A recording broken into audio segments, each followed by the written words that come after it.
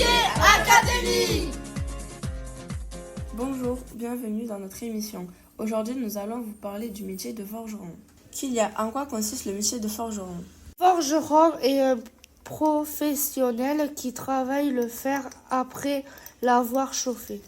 Driss, est-ce que le métier de forgeron est pénible? Oui et non, surtout en été avec le feu et la chaleur. Et non, si on aime son métier. Quels sont les horaires d'un forgeron, Esteban?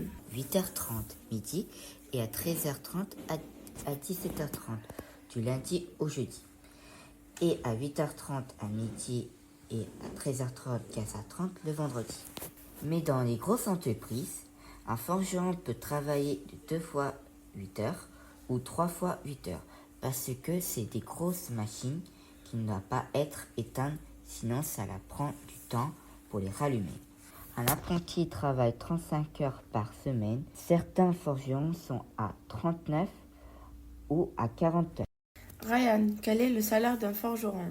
Autour du SMIC, c'est-à-dire 1500 €. Kylia, quel outil utilise le forgeron? Il utilise principalement un marteau, mais aussi des guides et des broches pour faire des trous dans le métal. Driss, que porte un forgeron comme tenue de travail?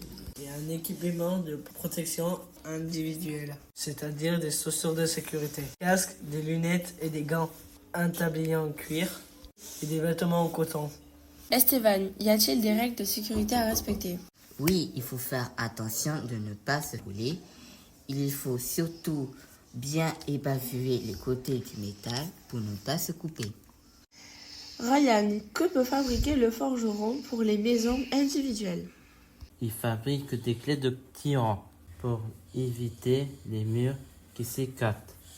Des clés pour les fenêtres. Ils font des portails. Ils font des garde-corps.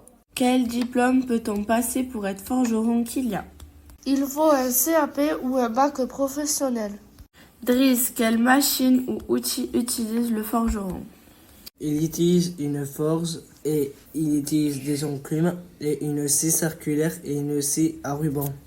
Esteban, est-ce qu'on travaille à l'intérieur ou à l'extérieur? On peut faire les deux. Pour l'assemblage, le forgeron reste dans l'atelier.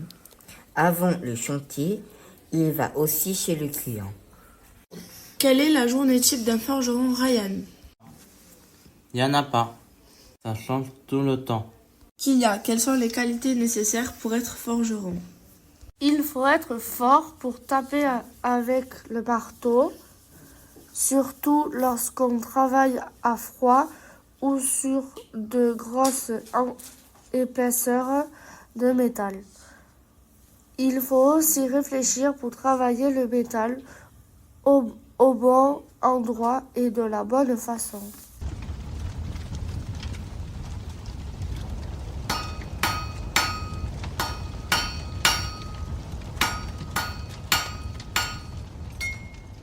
Merci à toutes et à tous de nous avoir écoutés. Bonne journée.